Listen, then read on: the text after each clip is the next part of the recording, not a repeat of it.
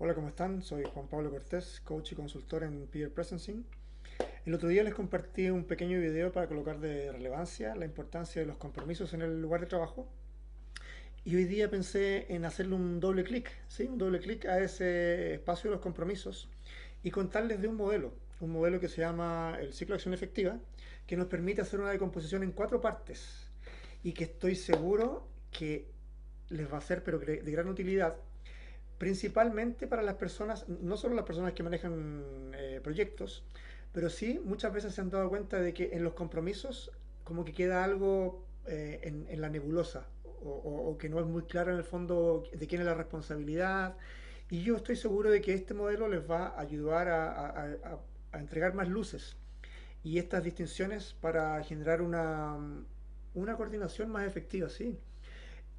El, la conversación de la coordinación de acciones, como se llama este modelo, entra en una clase de conversación que se llama conversación para la acción. Sí, hay tipos de conversaciones de feedback, hay tipos de conversaciones para estrechar una relación o para recomponer una relación, para generar un contexto mayor cuando necesitamos, por ejemplo, a lo mejor colocar un propósito o un sueño más grande. Y las conversaciones en las que nos vemos involucrados la mayor parte del día son las conversaciones de acciones, donde necesitamos que alguien haga algo o que nosotros hagamos algo, acordar alguna necesidad con el equipo, eh, empoderar a alguien para que haga alguna cosa, delegar algo, y esto se llama coordinación de acciones. Es crucial que aprendamos a distinguir cuáles son los tipos de conversaciones, ¿sí? Y yo diría también que además uno de los grandes valores de estas distinciones que les voy a compartir es que les permite, yo diría que muchas veces hay dos grupos de personas, ¿sí? Unos que a lo mejor son mucho más pasivos o introvertidos y otros que a lo mejor son mucho más seguros de sí mismos, eh, y cuyas sombras, ¿sí? De ambos grupos muchas veces en la gestión de compromisos hace que los más introvertidos o los más pasivos, los más callados, se achaquen alguna responsabilidad respecto de algo que salió mal en los compromisos. Y la otra parte, o mejor dicho, las personas que son mucho más seguras de sí mismos, las que van para adelante, ¿sí? No estoy diciendo que haya mejores ni peores, pero muchas veces tienden a endosarle la responsabilidad a los más introvertidos o a los demás respecto de algo que salió mal en los compromisos. Entonces yo creo que este modelo de seguro les provee una herramienta que les permite mirar los compromisos de una forma mucho más neutral. ¿Sí? Perfecto, vamos a ello. Ok, comenzamos entonces con la primera parte que le llamamos preparación. Aquí vamos a hacer una pequeña predistinción. Vamos a definir que tenemos una necesidad, ¿cierto? Puede ser una necesidad en lo personal, tengo sed, ¿cierto? Eh, y desde esa necesidad personal, yo soy quien identifico la necesidad y entonces le vamos a llamar a quien identifica la necesidad y hace el pedido el cliente, ¿sí? Entonces, en el contexto personal, yo tengo una necesidad, ¿me puede echar un vasito de agüita, por favor? A alguien le hice el pedido, a quien le hice el pedido lo voy a llamar ejecutante, ¿sí? Esto funciona de igual forma para los pedidos y para las ofertas, con la única distinción es que en las ofertas el cliente sería quien hace la oferta, ¿cierto? Y el cliente es quien va a ejecutar. Pero para simplificar el modelo vamos a hablar todo el rato de pedidos, ¿ok? Eso fue un pedido en lo personal. En lo laboral podría ser, oye, me podría generar un informe quizá con estas características para tal día. Entonces, yo que identifico la necesidad, me convierto en el cliente de ese compromiso o de esa promesa y la persona a quien le hago el pedido se convierte el ejecutante de la tarea. La tarea, el informe, la persona que va a asistir a la reunión, cual sea el compromiso, ¿sí? Aquí también es súper importante identificar de que la persona que de acuerdo a su rol tiene la responsabilidad sobre las necesidades está llamado a ser el protagonista. ¿Qué quiere decir con protagonista? Que alguien, muchas veces hablamos de la proactividad, alguien que se hace cargo de las necesidades a medida que van apareciendo. Y ese es el sombrero que yo tengo de acuerdo a mi rol, ¿sí? Y también decimos que hay una posición mucho más, que le llamamos víctima, en el mundo más coachístico, donde alguien espera a que le pidan algo, o espera a que le digan lo que tiene que hacer, o espera a que se movilice, ¿cierto? La ventana se está cayendo, uy, se cayó, ¿cierto? Y no actúa en forma más proactiva. Entonces, ¿cuál es nuestro llamado? A ser protagonistas. Ok, entonces tenemos, por un lado, un cliente que identifica la necesidad y un ejecutante. ¿Qué va a ser lo más importante en hacer este pedido? Le vamos a llamar las condiciones de satisfacción. ¿Qué significan las condiciones de satisfacción? Si estuviéramos hablando de un informe, significa qué contiene el informe, para cuándo quiero el informe, qué más puede ser. Si fuera un café, por ejemplo, sería un café, no sé, negro, un café con leche, un café para cuándo lo quiero, ¿sí? Todas las condiciones de satisfacción que queden muy claras. También es muy importante recalcar de que aquí en el compromiso, ante cualquier malentendido, hay dos partes que son los responsables, ¿sí? Cliente, quien identifica la necesidad y hace el pedido, y el ejecutante. Ambos son responsables de entender correctamente qué es lo que se está pidiendo, ¿sí? Porque muchas veces después sucede que, pero es que yo pensé que tú querías tal cosa, ¿sí? Así que esto es clave. Y lo otro tiene que ver con las expectativas, ¿sí? Hay muchas veces gente o personas que no se atreven a hacer los pedidos, ¿sí? Pero sí, posteriormente dicen, pero es que yo pensé que tú ibas a hacer tal cosa. Es que yo pensé que el café me lo iba a traer más calentito. Es que yo pensé que yo creí que, ¿sí? Entonces le llamamos a esos tipos de conversaciones conversaciones no generativas, ¿sí? Porque tuviste tu oportunidad de colocar tus condiciones de satisfacción al momento de hacer el compromiso, ¿sí? Algo que se me quedó fuera de la primera fase de preparación es que lo más importante en esta primera fase es aprender a transformar las necesidades en compromisos o promesas, y lo segundo es aprender a hacer pedidos con condiciones de satisfacción claras, ¿sí? Ahora sí, nos vamos a la segunda fase que se llama acuerdo. Es importante recordar de que un pedido es un pedido. Muchas veces la gente dice, oye, pero yo te lo pedí, pero no estamos acostumbrados a esperar la respuesta del otro, que a veces puede ser una simple cara, un rostro. Y si valoramos esa cara, a veces sería como que no está aceptando. O a lo mejor sí. Entonces, un pedido más una aceptación es lo que genera un compromiso, ¿sí? Y cuando hacemos acuerdos y cuando hacemos inclusive seguimientos de compromisos, necesitamos hacerle seguimiento a la capacidad de comprometerse. Y esa capacidad de comprometerse no tiene que ver con las horas de trabajo que tiene disponible, tiene que ver con la energía y cuánto me motiva comprometerme con el otro, ¿cierto? Si viene desde el espacio de la obligación, quizás me siento obligado a hacerlo, pero no necesariamente me siento movilizado a comprometerme, ¿sí?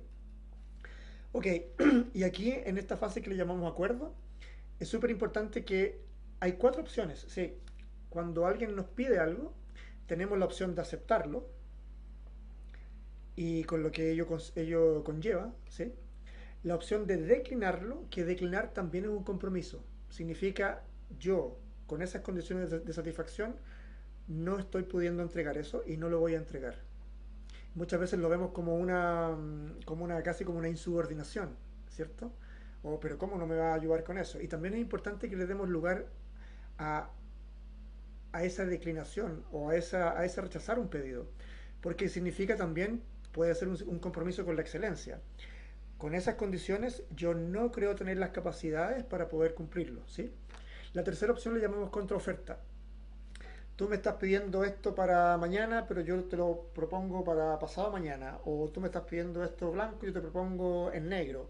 Tú me estás pidiendo una campaña de marketing con estas calidades, yo te propongo esto ligeramente diferente. ¿Te sirve? Y también es una negociación, es un acuerdo. La cuarta opción se llama compromiso futuro. Yo creo que esta en muchos lugares no se conoce y es claramente muy necesaria. Por ejemplo, tengo una necesidad de un cliente y necesito pedirte algo, que me puedas chequear un precio. Y tú me digas, uy, no puedo ahora, pero después lo veo. Y muchas veces ese después lo veo no llega nunca.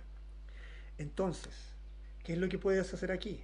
Decir, perfecto, no tienes tiempo ahora, pero ¿cuándo crees que lo puedes ver? ¿Qué significa eso? me gustaría tener de ti un compromiso para saber cuándo podrías entregarme esta nueva fecha, ¿sí? Y eso le podemos llamar compromiso futuro, en inglés es commit to commit later, o sea, tomo un compromiso para comprometerme después. O sea, el viernes a las 3 de la tarde te puedo decir cuándo te puedo tener el listado de precios que tú necesitas, ¿sí? En esta fase también es súper importante que aprendamos a colocar límites, ¿sí? Porque muchas veces, como intentamos, aprendimos muchas veces culturalmente a un ganar-ganar, ¿cierto? Queremos el compromiso del otro y muchas veces el otro se puede estar sobrecomprometiendo y a lo mejor lograr un compromiso que no es totalmente efectivo o un compromiso de valor. Y es súper importante que podamos oler, ¿cierto? La esencia del comprometerse en el otro, más allá inclusive de las palabras.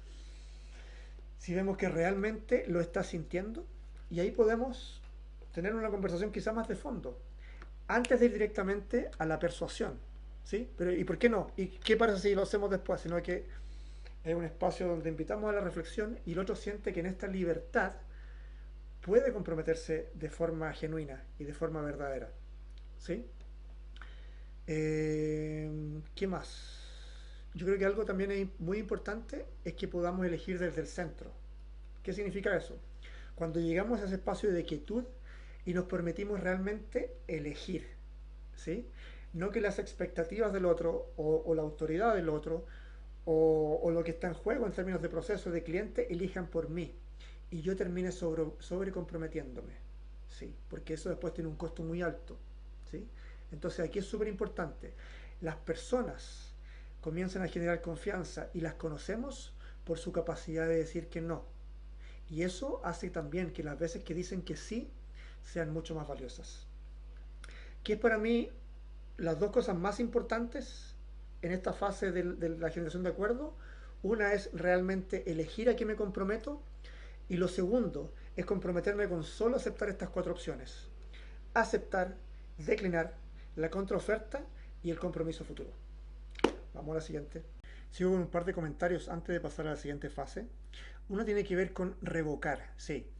El cliente o quien identifica la necesidad puede revocar su necesidad. O sea, ya no estoy necesitando más este informe. Ok, perfecto, ni un problema. Pero necesitas informarlo. ¿Para qué? Para que tu ejecutante no siga trabajando en ello.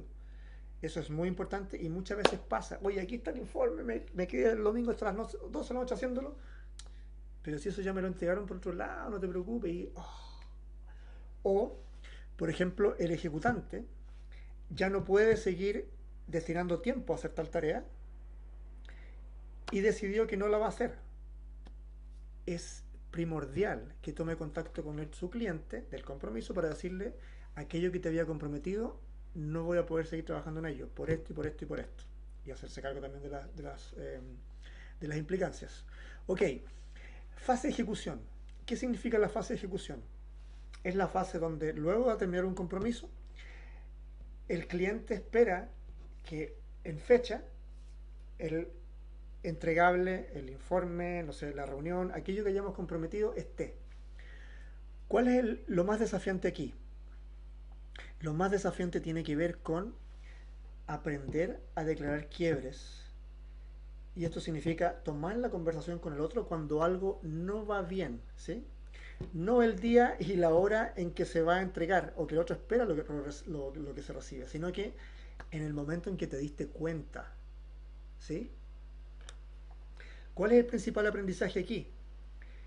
Es el coraje para declarar quiebres y para abrirnos al aprendizaje. Créeme, esta es una de las principales instancias en las que nos aprendemos, o sea, perdón, nos abrimos al aprendizaje. Y desde aquí, cliente y ejecutante podemos evaluar juntos cuáles son las condiciones y qué es lo que podemos hacer diferente. ¿Sí? No esperes a que se cumpla el plazo o hacer como que algo nunca más, ¿cómo se llama? Hacer como que algo no sucedió. Porque tu aprendizaje depende de aprender a declarar quiebres. Y lo segundo que yo creo que es muy importante es aprender a distinguir las opiniones de las afirmaciones. ¿Qué quiero decir con esto? No, es que no creo que lleguemos, no creo que podamos hacerlo. Eso es diferente de decir necesitamos 10 insumos para poder terminar este desarrollo de software y de esos 10 solo hemos recibido 2. Y estos 8 probablemente se van a tardar entre 2 y 3 días cada uno. O sea, para mañana no vamos a llegar por ninguna razón. Y esas son afirmaciones que sostienen una declaración de quiebre versus simples opiniones. Perfecto. La fase de evaluación. Muchas veces eh, hemos trabajado bastante para algo y es súper importante el reconocimiento. Sí, a veces puede ser algo pequeño, a veces un gracias es suficiente. Obviamente si son cosas muy pequeñas no es necesario todo el tiempo, pero sí hay momentos en que sabemos que es necesario. Y inclusive la otra persona, en este caso, según el modelo que estamos viendo y los ejemplos, el ejecutante, para él créeme que sí es importante el reconocimiento positivo. Sí, muchas veces hay personas que opinan de que, oye, pero si está haciendo su trabajo nada más, pues.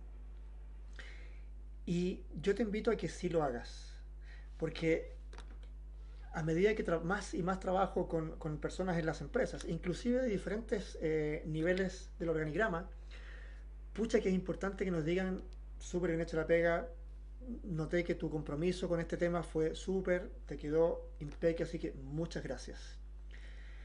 Todos somos personas que necesitamos reconocimiento, necesitamos sentirnos que pertenecemos, necesitamos que nos digan que estamos haciendo bien las cosas. Y yo te invito a que busques el momento y el tiempo adecuado para hacerlo. Y cuando lo hagas, te permitas estar en tu centro también, para que sea algo meaningful, sea algo con sentido y con significado. Pueden ser 5 segundos, pero cuando estás conectado con tu centro y realmente le honras el trabajo al otro, el otro realmente lo siente. ¿Sí? No te engañes, no necesitas una conversación de media hora, una hora para dar feedback. Lo puedes hacer inclusive caminando juntos a algún lugar. Lo importante es que sea muy auténtico. Ok, feedback al que llamamos negativo. Se llama negativo porque biológicamente tenemos una resistencia a recibir aquello que creemos que hacemos mal o que no nos salió bien. Y por lo demás es muy necesario. Ahora es importante cuál es la forma en que lo entregamos, ¿sí? Y yo creo que cuando le decimos a alguien, por ejemplo, oye, mira, eh, lo que me entregaste estuvo fuera de plazo, siento que yo estuve que andar detrás de ti cuando tú te habías comprometido y eso tuvo un costo para mí. Y me gustaría pedirte si podemos mejorar un poco tu proactividad respecto de hacer seguimiento al tema. Porque si tú tomas el compromiso, es lo que yo espero. Y algo pasa en ese feedback negativo que se convierte a lo mejor en algo que era amenazante, se convierte en algo que le genera también valor y crecimiento al otro. ¿Sí? No sé cómo explicarlo, pero psicológicamente me parece que es como cuando los padres le colocan un horario de llegada a los niños o los jóvenes. ¿Sí? Pareciera en algún momento que los moviliza negativamente, pero también sienten que hay un aprecio, ¿sí? Y que le importan a alguien. Y yo me atrevería a decir también que cuando damos feedback negativo, en el fondo también hay un preocuparme por el desarrollo del otro. ¿Sí? Y lo otro, que yo creo que es también muy importante y clave en este tema de las distinciones de las acciones efectivas, es aprender a distinguir el reclamo de la queja. ¿Qué significa esto? Tenemos dos instancias en las que podemos hacer un reclamo y es necesario que lo hagamos, ¿sí? Cuando alguien me comprometió a hacer algo y no lo hizo, y a lo mejor no se acordó por la razón que haya sido, me pasa algo físico, ¿sí? Y emocionalmente, me molesta. Y yo necesito mi cable a tierra, necesito liberarme de ello, ¿sí? No para insultar al otro, no para ser agresivo con el otro, sí para decirme, reconocer mi necesidad, tomar esa rabia y poder transmutarla y decirle al otro, te quiero hacer un reclamo, tú te comprometiste a hacer algo y no lo hiciste y tuvo un impacto para mí y quería que lo supieras. Y de ahí podemos tomar una conversación respecto de qué es lo que me gustaría pedirle y cómo es la relación de ahí para adelante para que se puedan cumplir las necesidades de ambos. Pero muchas veces vemos en las empresas personas con mucho resentimiento respecto de compromisos que no se cumplen y conversaciones difíciles que le llamamos de feedbacks y reclamos que no entrego.